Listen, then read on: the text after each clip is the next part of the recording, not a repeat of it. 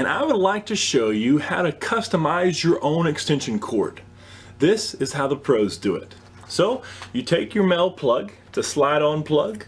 It has a little wedge on the back, and then you have your cord, and then you can cut this cord to whatever length you would like. On this cord there is a rib side and then also a smooth side. So the rib side is for the negative, and then the smooth side is for positive. Then here on the plug, the wide blade, that's negative. The narrow blade is positive. So all you have to do is just line it up with the little vampire teeth that's on the plug. So this is the wide blade, and that's the vampire tooth. And so I will put the rib side on the right side. So I'll just slide this right here. Here's my wedge, and that just slides right on the back side. And I'll slide that in. So now I've attached my plug without any splicing. There's no wire nuts, no electrical tape. And this right here is a nice and secure plug. Now let's go for the end of the cord. So here's the other end, and I will take the end female plug and do the same thing. This right here is the wide slot.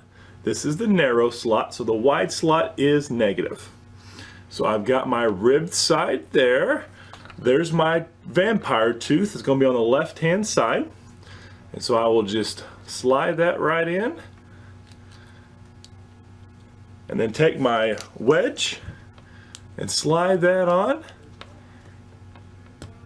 There it is. So that's connected. So I've got my male to be able to begin the extension cord. I've got my female to be able to end the cord with.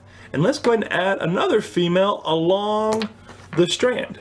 So I'll take the inline female and I will attach it anywhere along the cord. Oh, let's see, let's do it right there. I'm gonna get my wide slot. It's got the vampire tooth there on the left side. So I'm gonna make sure my ribbed side of the cord is on the left side. And I'm gonna take the wedge and slide it right on. And there we go. So that right there is connected.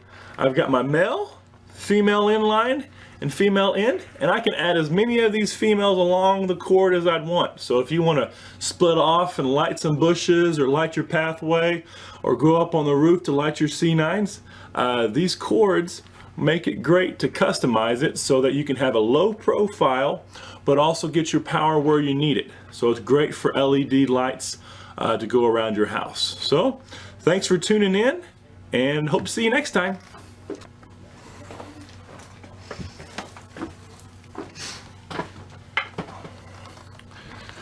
Alright, so I've showed you how to customize your extension cord by using a male plug, a female inline, and then also a female end. And now I'd like to show you how to customize your socket cord. So I've got some C9 socket cord here. This right here is a standard plug that's already on this 25 footer.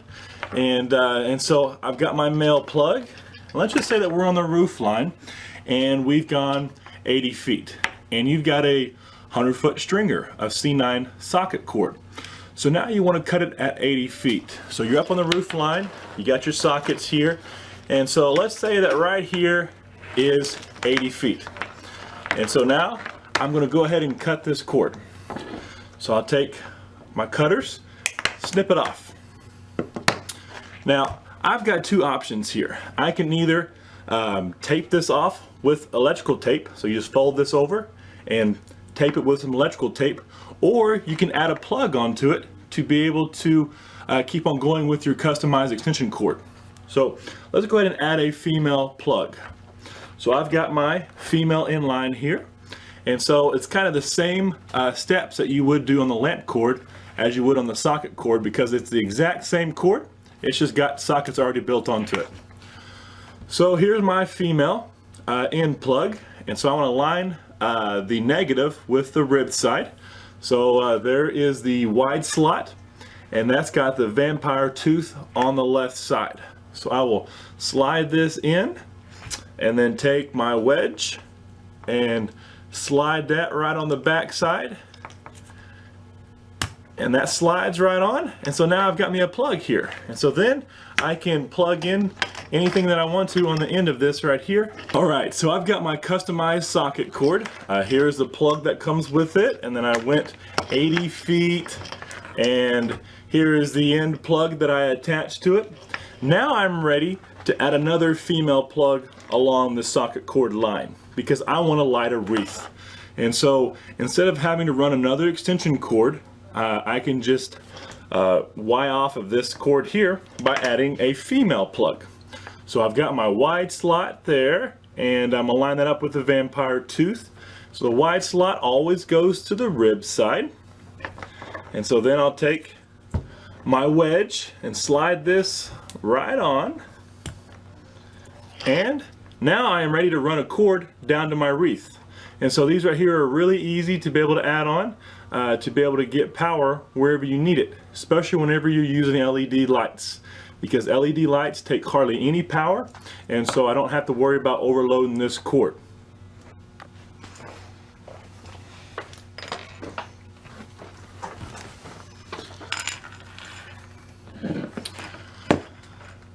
Alright, so we've got our socket cord customized to whatever length we'd want it. We have added a female plug along the line to be able to go down to our wreath. There might be a time to where you need to remove a C9 socket. And so say you've gone a little ways and the socket is not where you want it to be. So you can remove these sockets from the socket cord. So I've got some channel locks here that will make it pretty easy. And so how I do it is I try to squeeze this plug pretty close to the wire there. And so as I squeeze it, you'll see some separation that are on these sides here. And so you're gonna have to squeeze it pretty hard to be able to get that to release, and then it'll just pop right off. So let me see here. And so that right there pops right off. All right, so that's a easy way to be able to do it without damaging your cord too much. And so I've got this here, and I would just put some tape around that to be able to seal those puncture holes. And let's say that we want to move the socket over just a hair. So I'll take my replacement socket and just make sure that it's facing the right way. It doesn't matter as far as the rib side or the smooth side, just in the right direction that you want it to go. And so then I'll take my little backer, and this backer right here will just slide over the top, and then I'll just clamp that down with my channel locks. And so that right there will work the same way as a slide-on plug does. And so I'll take my channel locks and I'll just squeeze it on that side, so that's pushed it down, and then I'll go over here to the other side and that's pushed that part down. So it's really simple to be able to move a plug. You'll just need the replacement socket, because once you remove a plug from the cord, you won't be able to use that plug anymore, but you can just put another socket on there. And so that's a nice easy way to be able to replace a socket or to move a socket.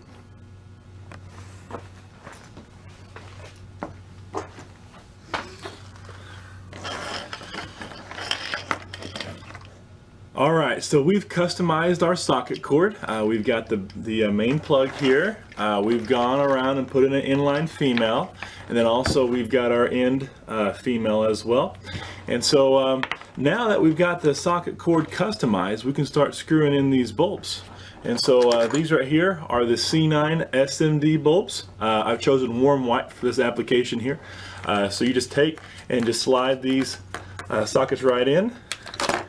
And the beauty of being able to have the socket cord where you have the socket cord separate from your C9 bulbs is that you can customize it. If they're pre-stranded on here, like if these bulbs come this way and they're stuck in here, usually you can't cut that cord, so you can't customize it. And that makes it pretty difficult on being able to light your roof line or your paths and stuff like that. So that's why I like to get the socket cord separate from the bulbs. That way I have that flexibility. And also if a light bulb has an issue, I can just unscrew it and replace it with another one Obviously on these LED bulbs, they do last a really long time. So there's not really that many times that you'll need to replace a bulb. But I do like that flexibility in case I never needed to. So what I would like to do here is actually show you how to add an icicle light to this strand of C9 bulbs. So I've got these two here, and I would like to add a icicle light right here in the middle, so I can have both the C9 bulbs and then also have icicle lights hanging down from them. So I've got this icicle light here that I would like to add to this strand. Well, this has got a C7 socket is what's required for this, and so I've got those replacement sockets that I can add to it. So I want to take and add the C7 socket right in between these two bulbs. So I'm going to have the C9s going this way, and then I'll have the icicles going the opposite direction. So I'm just going to place this here, and I've got my backer, and I can take my channel locks and just slide that right on. Alright, there's that there. And then here on the other side, I'll just take and clamp that right on. Alright, so that socket right there is installed. And so now I can take my icicle light and screw that right in. So it'll look something like that. And so if you have your C9s pointing up, you can do that, or you can have it pointing down like this right here. And so I'm going to do it to where it's every 12 inches I'll have another icicle. So from here to here is 6 inches, and then from this icicle to the next icicle is 12 inches. And so that will add to a pretty cool effect. So here is my icicles that I've added to my C9 light strand. And so that right there works out pretty good to be able to have a roof line with C9s and then also have the icicle lights to be able to go below it.